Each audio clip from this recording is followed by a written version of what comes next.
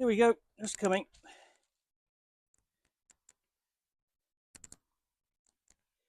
Good afternoon on what is a very mild, grey, and rainy day. It is Sunday, the 22nd of September. I'm in the reading nook on what is a very uh, miserable day. And yesterday I went to Concrete Cow 2024.5, the second Concrete Cow of the year, held in Wolverton, just outside of Milton Keynes. Lovely little convention, met some friends, played a couple of games, made some purchases, won something on the tombola, caught up with people and so on, and generally had a good time. So I'm back, and I thought I'd have a quick unbagging before it starts raining, and it has started raining. So I'm going to go through this fairly quickly. I've got a nice hot cup of tea, so I'm sort of semi-sat here in the rain. That is good. So let's get going. So things I picked up is Doors to Nowhere, which is a supplement for Rowan, Decker, and Hook's sort of like anti-dungeon role-playing game. Heart, which is very, very good. And I've looked at the other supplements for this. I didn't have this one, so I grabbed it to give this a good review. So I've enjoyed all the others. I also picked up a whole slew of little supplements for Mert Borge. So 10 days of Mert Borge, book 5. 30 days of book 5. I've got all the other ones. Done unboxings, haven't reviewed them. We'll get to them. I have, trying to think what that is. Bravaro Ware, again, another dungeon for Mert Borge. The Smorkers Burgers, Kobolds Ate My Baby, and more Borg, Mort Borg, Mert Borge crossover. I'm going to do a review of Kobolds Ate My Baby. I've got a copy upstairs. Got an adventure for Mert Borge, The Chapel of the Hanged God, and Vermilion Throne, another dungeon, as well as Nirvana on Fire, which is for Mothership First Edition, recently released. What else have we got in here? We've got a copy of Rosewood Abbey, the Play to Find Out tabletop role-playing game of RPG mysteries. This is carved from Brindlewood Bay. Brindlewood Bay is the role-playing game in which you play essentially little old ladies who investigate crime. Nobody takes any notice of them because they're little old ladies. So they go around sticking their noses into anything, into this and that, making nice hot cups of tea. And once they've gathered a few clues and suspects together, making a hypothesis, and then in the mechanically rolling to see whether their hypothesis is correct. And if it isn't, they go away, gather some more clues, come up with a different hypothesis, and prove it right. And there's another game like that called Matron's Mystery, which focuses purely on the little ladies in sort of in the United Kingdom. Rosewood Abbey does the same thing, but for monasteries. So this is very much inspired by the film with Christian Slater and Sean Connery. The name of which escapes me at this precise moment, but you know the one I mean. Name of the Rose, based on the book by Umberto Eco, which is not quite impossible to read, but very challenging. Deathmatch Island. The game is just beginning. This is from Evil Hat role-playing game of essentially of battle royale kind of style stories. What else have I got? And also I've got some more role playing in here before I get onto the non-role playing, because I just pick up a stack of non-role playing, because I always do when I go down to Concrete Cow. One of the innovations for Concrete Cow was a bring and buy, and the problem with these days with bring and buy is there's not often a lot that on there that I want to pick up. Basically, because I've either seen such a wide range of titles, or I own quite a lot already, and it's really picking bits and pieces to fill in my collection. So let's remove that. You don't need to see the tags. But what I did pick up was copies of Journeys. So that's volume number 1, and that's 4 and 3. So I don't have 2. This is the magazine for the role-playing game Dangerous Journeys, published by, written by, designed by Gary Gygax, published by Game Designers Workshop, and is one of the role-playing games that kind of contributed ultimately to Game Designers Workshop's failure, shutting down. I mean, that wasn't the only cause, but it was one of them, because essentially TSR said Gary Gygax can't write fantasy role-playing games, essentially. Then Raging Swan Press, GM's Miscellany Dungeon Dressing, a system-neutral resource. And this is the book I won in the Tombola. Generally, I'm pretty lucky when it comes to the Tombola. I win something. Occasionally, I mean, most of the times I've been, you know, I mean, what was amusing was I was sat there with this sort of like this number of tickets, and it was essentially I had all of these tickets sort of like within 10 or 15 points either side of the sort of like little patch I had, little string of numbers I had together being picked, and I'm sort of going, you know, it's not that I was, you know, complaining about it. It was just sort of like, this is ridiculous.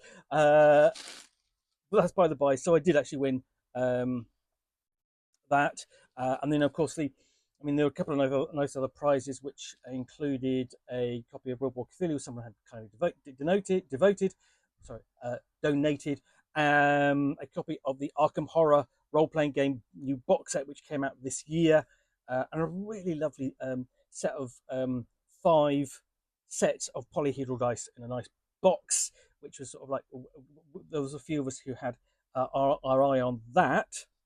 So what else did I pick up? Well, I picked up, see, let's pull these out. That.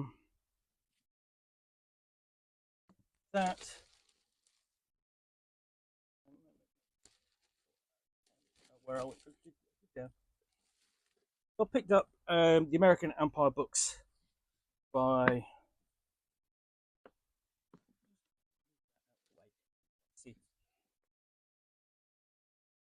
By Harry Turtledove. Sort of like, I do like alternate history when I get the chance to read it, and I do like Harry Turtledove as well. Just don't get a chance to read him very often.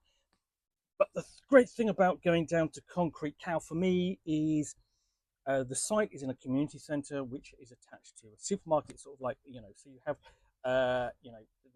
what happens is, in order to get planning permission for the supermarket agrees to actually, you know, build a community centre, and also, you know, basically a row of shops and so on, also essentially for the community. And one of those is a secondhand bookshop, and I absolutely love secondhand bookshops, because it's sort of like, you know, you tend to find a lot of the books in there sort of like that you can't find anywhere else. You know, people that come out of people's collections, that sort of thing.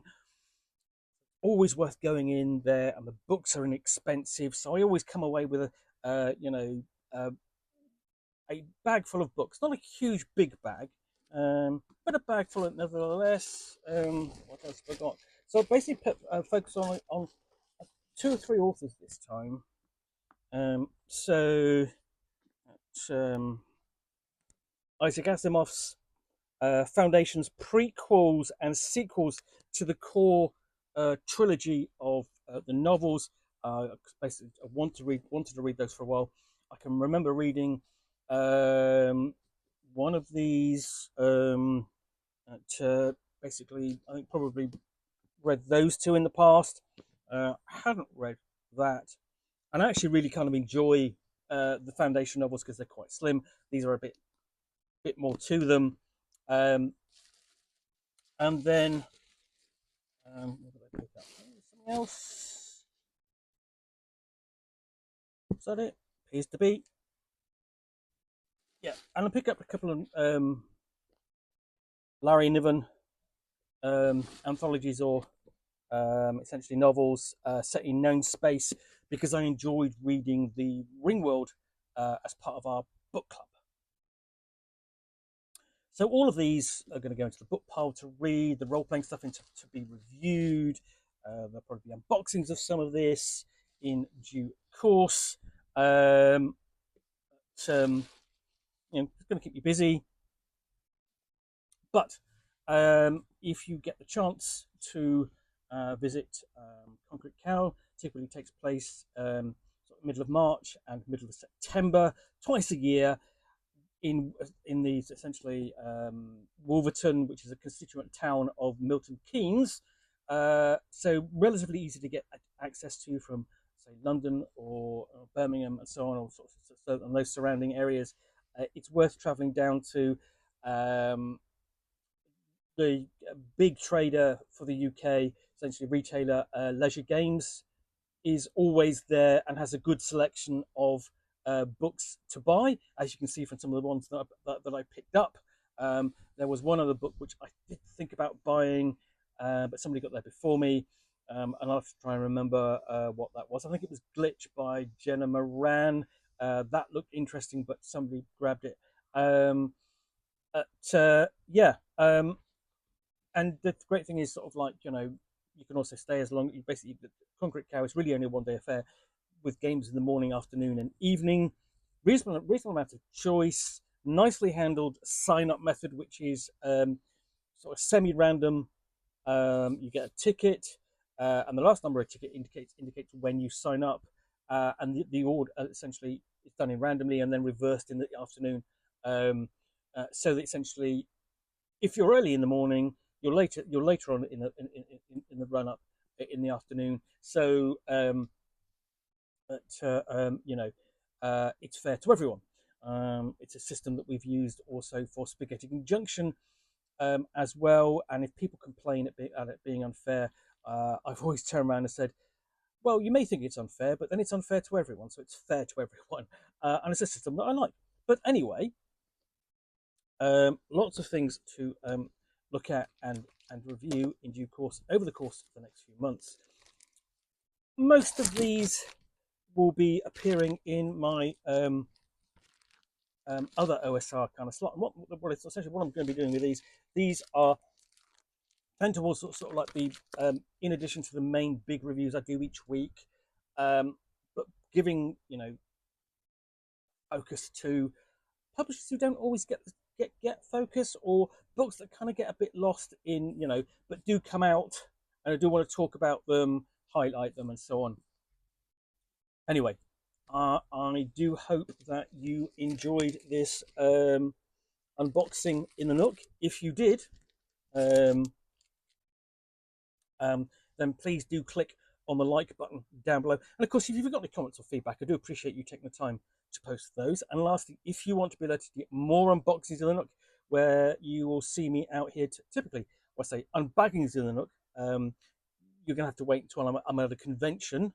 And the next convention I will be at is Oktoberfest at the end of October, and then Dragon Meet at the end of November. You're going to have to wait at least a month in either case. So if normally it's unboxing, so if you want to see me doing more unboxings, essentially where typically I'll have a box from which I'll unbox a book or game or role-playing game and talk about it to the best extent of my knowledge for roughly 10 minutes or so, all of course accompanied by a nice hot cup of tea,